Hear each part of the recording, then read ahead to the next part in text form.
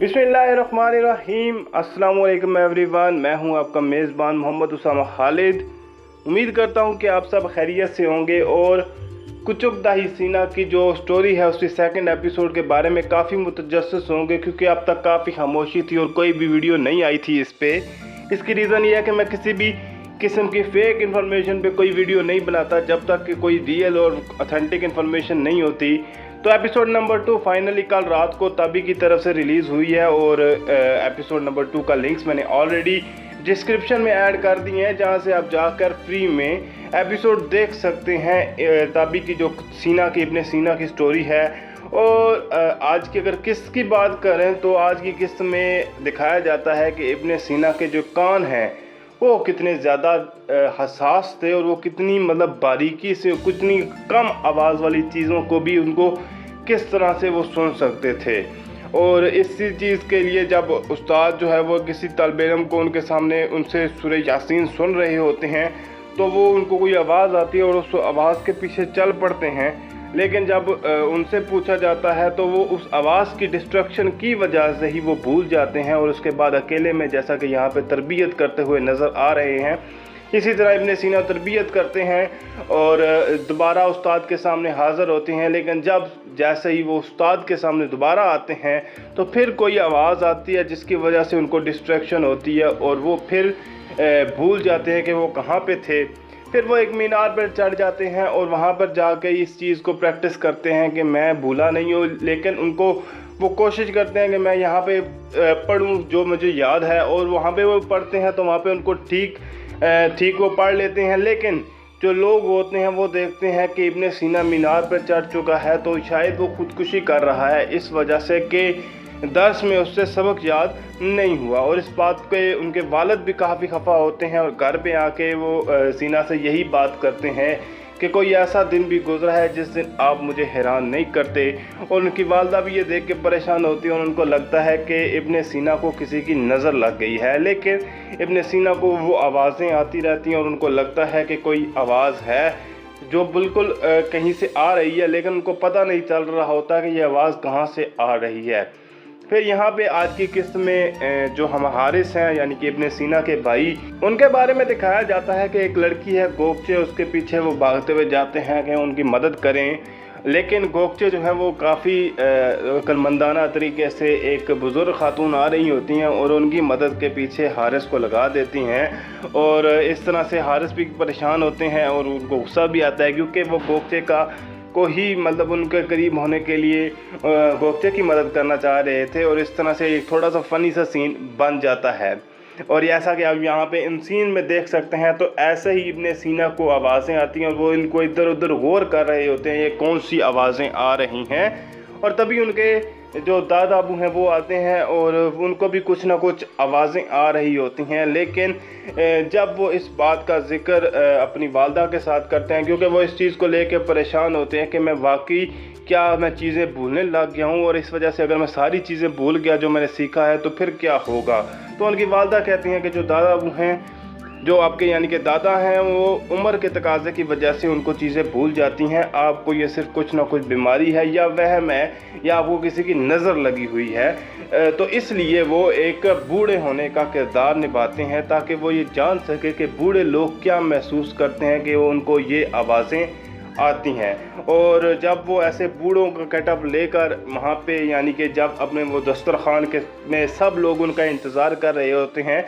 तो उसी टाइम पे इब्ने सीना वो बूढ़ों वाला गेटअप लेकर वहाँ पे आ जाते हैं, जिसको देखकर सब ही परेशान हो जाते हैं और सोचने लग जाते हैं कि अब पता नहीं इब्ने सीना क्या ऐसा करने वाले हैं और उन्होंने किस वजह से ऐसा किया है। लेकिन उनका मकसद ये होता है कि वो थोड़ा सा बूढ़ों के गेटअप में जाकर ये जान सकें कि बूढ़े क्या महसूस करते हैं जिसकी वजह से ये सब उनको आवाज़ें सुनाई देती हैं। तभी हम देखते हैं कि गोकचे खातून और हारिस जो है वो दोबारा एक दफ़ा गोकचे खातून के पीछे जाते हैं और उनसे बात करने की कोशिश करते हैं, लेकिन इस दफ़ा भी उनको फ़ायदा नहीं होता, बल्कि इस दफ़ा उनको एक थप्पड़ भी रसीद होता है। और फिर इसके बाद जैसा कि यहाँ पे आप देख सकते हैं कि इब्न सीना मकतब में पहुँच चुके हैं और उसी बूढ़ों वाले गेटअप के साथ, जहाँ पे उनके उस्ताद भी उनको देखकर काफ़ी हैरान होते हैं कि पता नहीं इब्न सीना ये क्या बनकर आए हुए हैं। और वहाँ पे साथ ही साथ जो जितने भी उनके दोस्त होते हैं, यानी कि जितने उनके तालिब इल्म उनके साथ जो दोस्त क्लास के जमात में पढ़ रहे होते हैं, वो भी सब इसको देखकर काफ़ी हैरान होते हैं और उस्ताद भी उनसे पूछते हैं कि ये इस सब की क्या वजह है। इसके बाद सीना एक बाज़ार में नज़र आते हैं, जहाँ पे वो बाज़ार में उसी बूढ़ों के गेटअप में घूम रहे होते हैं और इधर उधर लोगों को देख रहे होते हैं। लेकिन वहीं पे तब उनको कुसियार अफंदी यानी कि जो हकीम थे वो मिलते हैं और उनसे पूछते हैं कि क्या मसला है, यानी कि इन्होंने ऐसा हाल क्यों बना रखा है। तो जब उनको पता चलता है कि ये हकीम कुसियार हैं तो वो उनके साथ चल पड़ते हैं और वहाँ पे उनके साथ जो उनका घर है वहाँ पे जाते हैं और वहीं पे उनकी जो चीज़ें हैं वो देखकर इब्न सीना काफ़ी हैरान रह जाते हैं। और उनकी किताबें भी काफ़ी खुली होती हैं, तो उनसे पूछते हैं कि ये किताबें आपकी तमाम खुली हुई क्यों हैं। तो वो आगे से हकीम जो है वो इस बात का जवाब देते हैं कि मैं इसलिए सारी किताबों खोल के रखी हैं कि जो इन्फॉर्मेशन मुझे जहाँ जहाँ से चाहिए होती है वो मैं हासिल कर लेता हूँ। तभी इब्न सीना उनको अपने मसला बताते हैं, जिसके हल के तौर पर उनको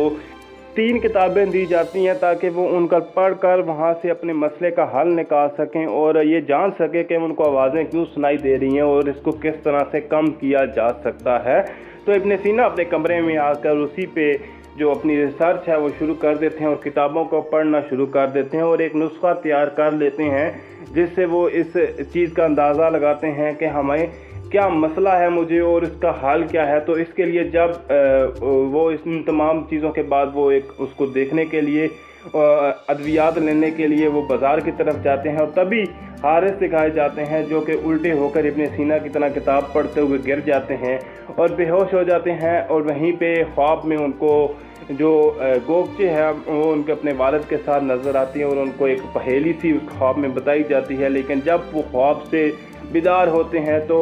आगे उनकी जो बहन है बहार वही मौजूद होती है और बहार उनको इस दफ़ा एक आइडिया देती है कि आप जाकर उसको लड़की को इम्प्रेस करने के लिए कोई ऐसी चीज़ लेके जाएं जिससे वो मुतासर हो।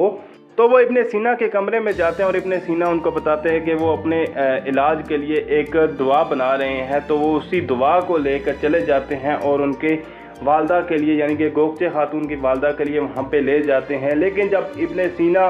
वापस आकर देखते हैं तो जब उनको दुआ नहीं मिलती वहाँ पे, यानी कि जो उन्होंने इलाज बनाया होता है, तो उसकी वजह से वो काफ़ी परेशान हो जाते हैं। और आपको जैसा कि मालूम ही है कि इस किस्त में ऐसा उनको बार बार लगता है कि वो चीज़ें भूलने लग गए हैं, तो उनको दोबारा ऐसा ही लगता है कि तो अब वो वाकई बूढ़े होते जा रहे हैं और उनको चीज़ें भूलती जा रही हैं। और वहीं पे हारिस जो है वो गोगचे खातून को वो इलाज पेश करते हैं और वो उनको देख के काफ़ी खुश होते हैं कि इससे गोगचे जो है वो मुतासर हो जाएंगी। लेकिन उनको शायद इस बात का अंदाज़ा नहीं होता कि अभी इलाज मुकम्मल नहीं हुआ होता। और बहार जो है वो इब्न सीना को आ गए, यानी कि सीना को इस बात की खबर देती हैं कि जो हारिस हैं उन्होंने अद्वियात जो हैं वहाँ से चोरी की हैं और वो जो उनकी जो अब वो मोहब्बत में हैं वो लड़की को देकर आए हैं। और इसके बाद फाइनली उनको एक इस चीज़ का अंदाज़ा होता है कि जो आवाज़ें उनको सुनाई दे रही हैं वो उनके टेबल के नीचे से ही हैं और इस लकड़ी की आवाज़ की वजह से वो बार बार डिस्ट्रैक्ट हो रहे थे। और इसके बाद हम जैसा कि यहाँ पे देख सकते हैं कि हारिस के सर पे अंडा फोड़ा गया है, तो ये गोगचे खातून की तरफ से ही फोड़ा गया है। और वहाँ पे आकर भी इब्न सीना उनसे यही बात करते हैं कि अभी इलाज मुकम्मल नहीं हुआ था, यानी कि अभी कुछ ना कुछ मुरक्कब रहते थे।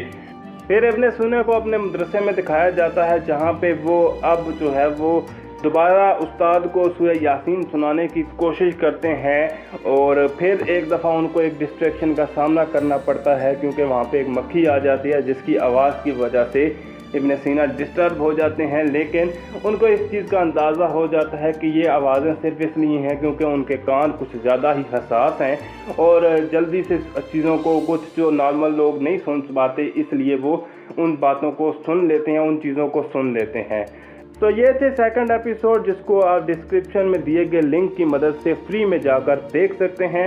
मिलते हैं नई अपडेट्स के साथ बहुत जल्द। अल्लाह हाफिज़।